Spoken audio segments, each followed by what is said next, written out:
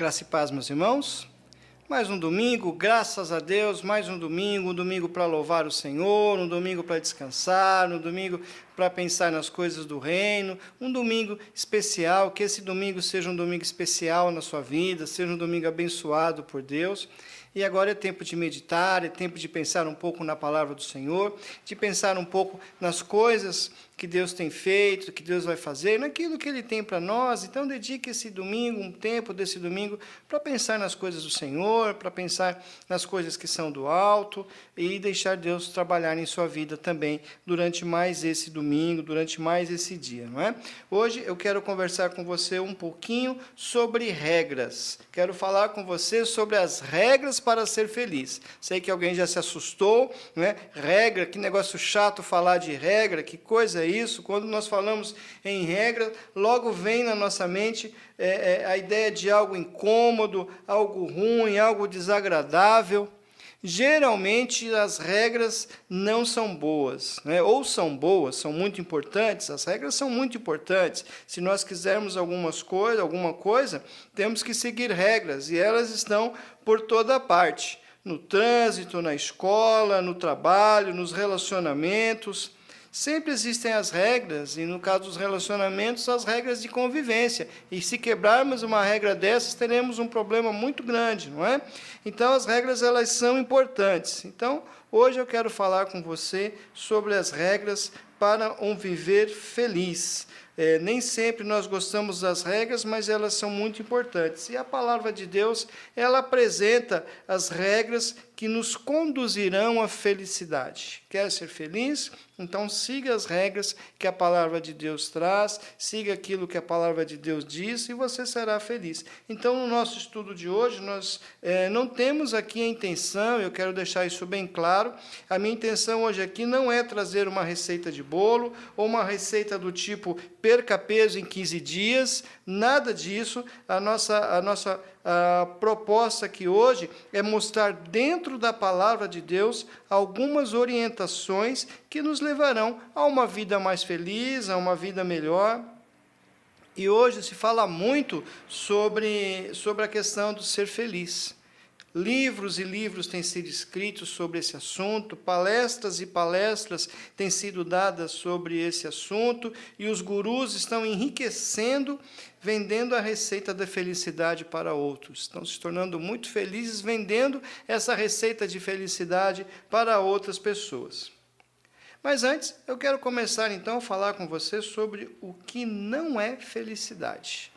Nós entendemos a felicidade, cada um tem um ponto de vista, cada um tem um pensamento sobre a felicidade, mas eu acho interessante nós começarmos a falar sobre o que não é felicidade. Isso vai ajudar a clarear bastante o tema, vai nos dar muita clareza em relação a isso, tá? Então é importante, porque muita gente confunde felicidade com outras coisas.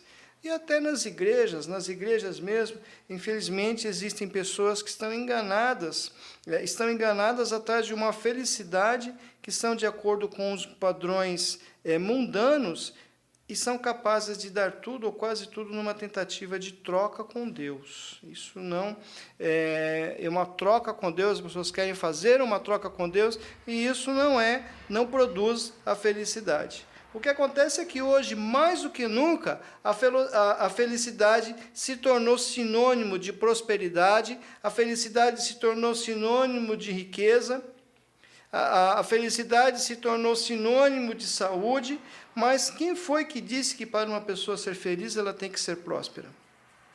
Quem foi que disse que para uma pessoa ser feliz ela tem que ser milionária e tem que ter um carro zero na porta do último modelo? Sabe o que a Bíblia fala sobre isso? Vou ler para vocês 1 Timóteo 6, versículo 10. 1 Timóteo 6, versículo 10, ele diz o seguinte: porque o amor do dinheiro é a raiz de todos os males. E alguns nessa cobiça se desviaram da fé e a si mesmos se atormentaram com muitas dores. O amor ao dinheiro é a raiz de todos os males. Interessante que alguns até se atormentaram com muitas dores, muito sofrimento.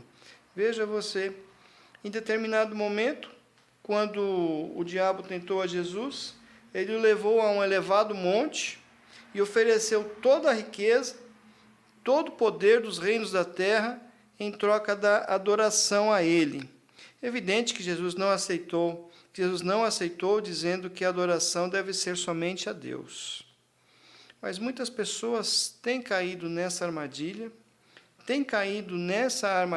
e têm trocado a verdadeira adoração a Deus por outras coisas. Têm trocado a verdadeira adoração a Deus pelas riquezas. E nesse amor e nessa constante busca pelas riquezas, em busca dessa falsa felicidade, têm adorado a si mesmos e também têm adorado ao diabo, e muitas vezes nem sabem o que estão fazendo. Então, é muito importante nós nos atentarmos ao que o texto diz, que a raiz do dinheiro que o amor ao dinheiro é a raiz de muitos males, de todos os males. Então, tome cuidado com seus caminhos, tome cuidado com seus negócios, tome cuidado na hora de fazer as coisas, no pensamento que tem em relação às coisas, não é? E veja o que Jesus disse sobre isso, o que Jesus disse sobre as riquezas. E aí eu vou abrir o texto de Mateus 6, do verso 19 ao verso 21. Esse texto ele diz assim: não acumuleis para vós outros tesouros sobre a terra, onde a traça e a ferrugem corroem, e onde ladrões escavam e roubam. Mas ajuntais para vós outros tesouros no céu, onde traça nem ferrugem corrói, e onde ladrões não escavam e nem roubam.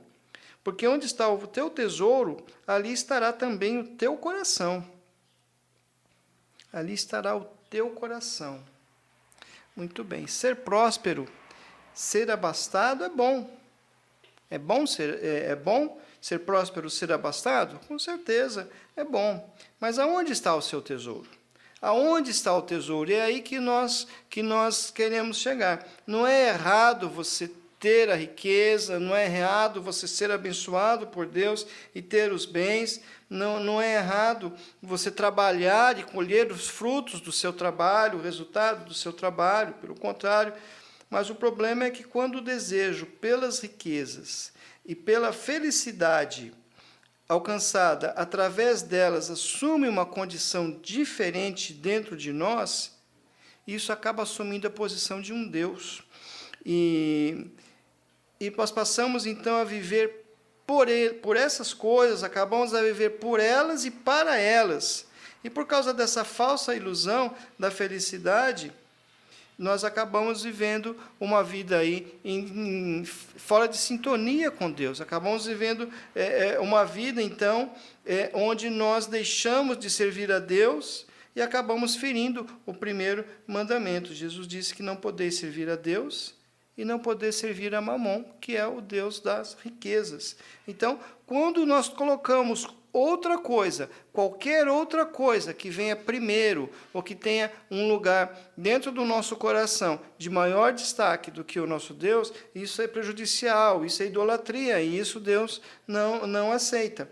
Então, esse é o grande problema quando nós fazemos isso. Então, qual a receita aqui? Vigiar o nosso coração, vigiar as nossas intenções, vigiar o nosso pensamento e ver até onde nós estamos indo, até onde nós estamos correndo, até onde Deus vai na frente nos abençoando. O versículo 25 a 31 do mesmo texto, ele vai dizer o seguinte: Jesus continua a falar sobre os tesouros do céu. Então ele diz: por isso vos digo, não andeis ansiosos pela vossa vida, quanto ao que haveis de comer ou beber, nem pelo vosso corpo, quanto ao que haveis de vestir. Não é a vida mais do que o alimento, e o corpo mais do que as vestes? Observai as aves do céu. Não semeiam, não colhem, nem ajuntam em celeiros. Contudo, o vosso Pai Celestial as sustenta. Porventura não valeis vós muito mais do que as aves? Qual de vós, por ansioso que esteja, pode acrescentar um côvado ao curso da sua vida? E por que andais ansiosos quanto ao vestuário? Considerai como crescem os lírios do campo, eles não trabalham, nem fiam. Eu, contudo, vos afirmo que nem Salomão, em toda a sua glória, se vestiu como qualquer deles. Ora, se Deus veste assim a erva do campo, que hoje existe e amanhã é lançada no forno, quanto mais a vós outros, homens de pequena fé. Portanto, não vos inquieteis dizendo que comeremos, que beberemos, ou com que nos vestiremos. Então aqui o ensino de Jesus é bem claro, né? O ensino de Jesus é que nós não devemos correr desesperados para juntar tesouros, porque eles passam como passa tudo na vida passa, mas o que importa são os valores eternos, que são muito mais proveitosos, Eu conversava com alguém esses dias e nós falávamos exatamente sobre isso. Tudo nessa vida passa.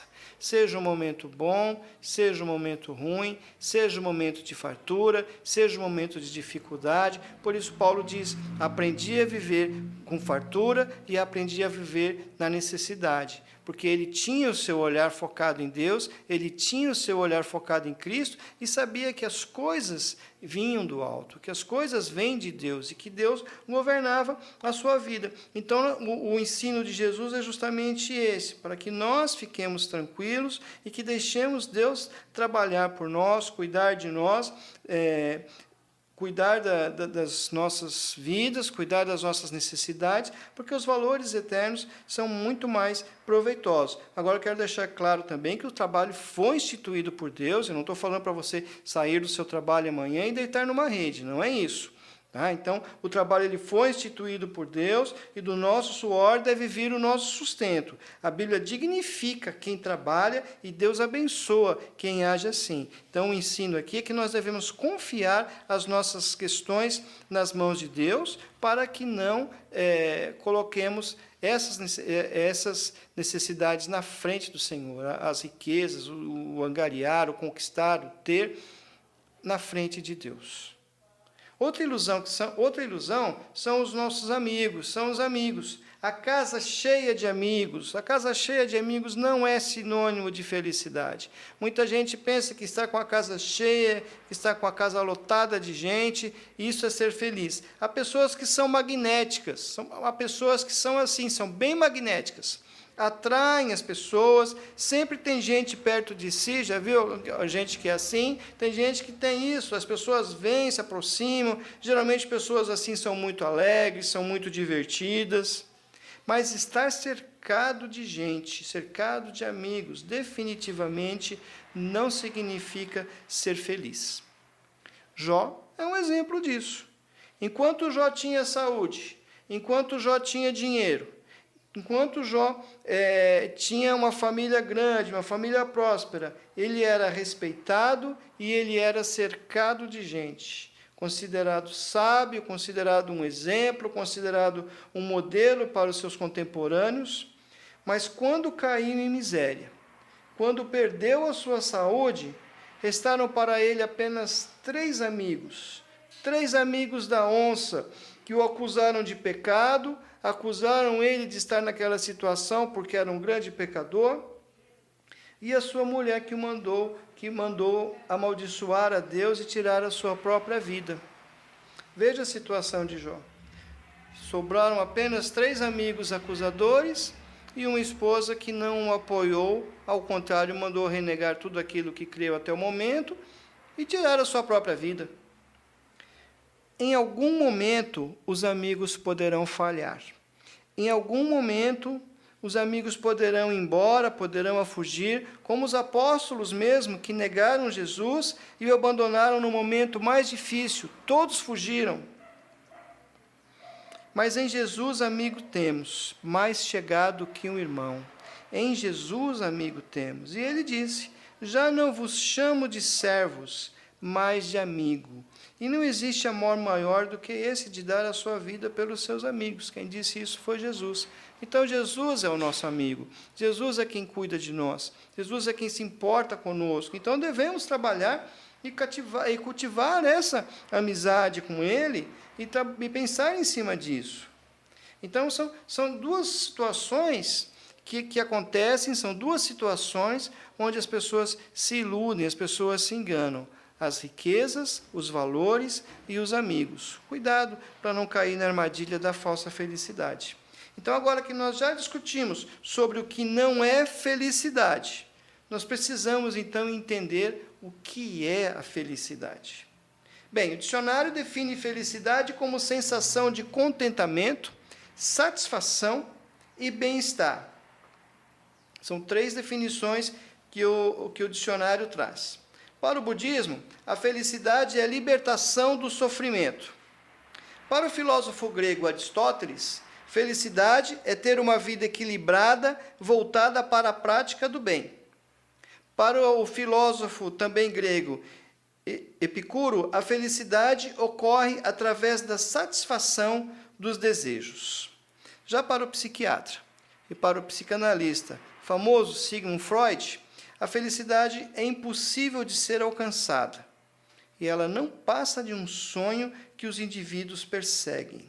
Veja que interessante, a felicidade é apenas um sonho em que as pessoas passarão a vida inteira correndo atrás e vão se desgastar e vão buscar e nunca vão atingi-la. Essa é a visão do Freud. E a filosofia pós-moderna, a filosofia do nosso tempo, ela ensina que felicidade é viver intensamente a cada momento, independente de suas consequências.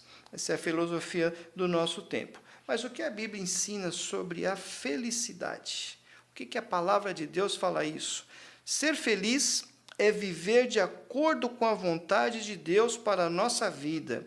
É reconhecê-lo como soberano e como Senhor nosso. E estar nele e viver para ele.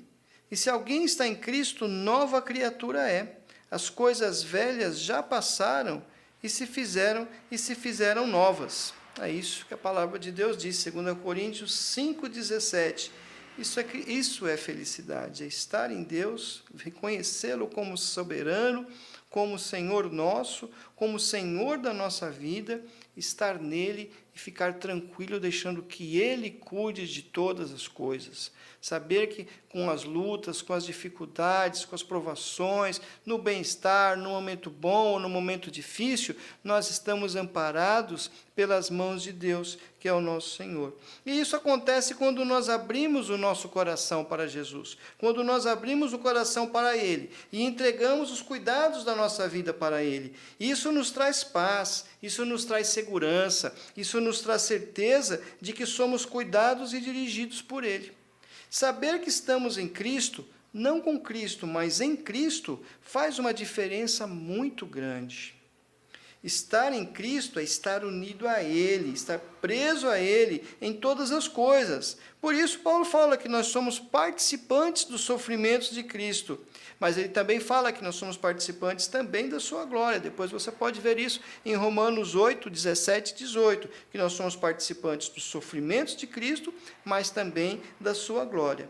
Saber que Cristo te acompanha todos os dias da vida, mesmo nas dificuldades, e que Ele está ciente do sofrimento que talvez esteja passando por agora, produz paz. Saber que temos segurança da vida eterna e que nunca estamos ou estaremos sozinhos, isso é felicidade. Então você pode dizer, sou feliz porque Cristo vive em mim. E é isso mesmo, você é feliz porque Cristo vive em você. Olha que maravilha, que promessa maravilhosa que nós temos de Deus. Nós somos felizes porque Cristo vive em nós. Sabendo de todas as coisas que nós passamos e atravessamos, nós podemos ter essa tranquilidade e essa felicidade. Então, quais são as regras para um viver feliz? Jesus disse, amarás ao Senhor teu Deus de todo o coração e de toda a tua alma e de todo o teu entendimento. E amarás o teu próximo como a ti mesmo. Desses 2 mandamentos dependem toda a lei. Mateus 22, 37 a 40. Então, olha as regras para serem felizes aí. Tudo se resume na lei do amor. Tudo se resume na lei do amor a Deus e do amor ao próximo. Não tem para onde fugir, não tem para onde correr. Essa é essas são as regras para um viver feliz. Amar a Deus de todo o coração é viver para Ele, é reconhecê-lo como Senhor e Deus. E muitas pessoas o reconhecem apenas como Deus, mas não o reconhecem como Senhor e como Salvador de sua vida. E vamos falar de nós mesmos. Quantas vezes nós tentamos resolver as coisas do nosso jeito? Quantas vezes tentamos resolver as coisas à nossa maneira e não usamos, não reconhecemos o senhorio de Deus na nossa vida, então queremos resolver as coisas do nosso jeito? Nós nem sequer paramos para orar sobre determinado negócio, vamos resolver as coisas do nosso jeito e só na hora que a coisa aperta, aí é que nós lembramos dele. Aí já não somos mais tão felizes assim, não é? Porque já estamos com dor de cabeça, já vemos as coisas dando tudo errado, já vemos os recursos indo embora, já apanhamos, já sofremos, e aí nós vamos recorrer a Deus. Reconhecê-lo como Senhor é deixar Ele agir e decidir por nós. Lembra Davi? Nas batalhas, ele parava tudo e dizia: Senhor, devo ir para tal batalha? Devo agir assim ou devo agir assim? E esperava a resposta de Deus. E quando Deus mandava ele ir, ele já ia com a certeza de que teria vitória, de que seria vencedor. Então, quem ama Deus se afasta do mal. Quem ama Deus também se afasta do mal. Afaste-se do mal, dos maus caminhos, afaste-se do pecado, afaste-se das más conversações. Todas essas coisas vão trazendo fardo sobre nós, vão trazendo tristeza sobre nós, e a palavra de Deus fala muito sobre isso, fala até sobre afastar-se, fugir da aparência do mal. Se tem jeito de mal, se tem cheiro de mal, se parece com o mal, foge, não entra nisso, porque isso vai roubar a sua alegria, vai roubar a sua felicidade. E quem ama quer agradar ao máximo a pessoa amada. A Bíblia traz vários exemplos de pessoas que amaram a Deus de todo o coração. Foram pessoas que se dedicaram ao máximo, pessoas que se esforçaram muito para agradar a Deus, não porque quisessem algo em troca, nem por medo, mas simplesmente por amor, pelo simples prazer de satisfazer e alegrar ao Senhor. E como resultado, tornaram-se amigos de Deus. Tiveram um relacionamento com Deus que ultrapassou o dos outros, e isso fez deles pessoas notáveis. E isso trouxe grandes bênçãos para a sua vida. Essas pessoas foram realmente felizes porque elas tiveram intimidade com o Senhor. E eu e você também podemos fazer a mesma coisa. Nós podemos ter essa intimidade.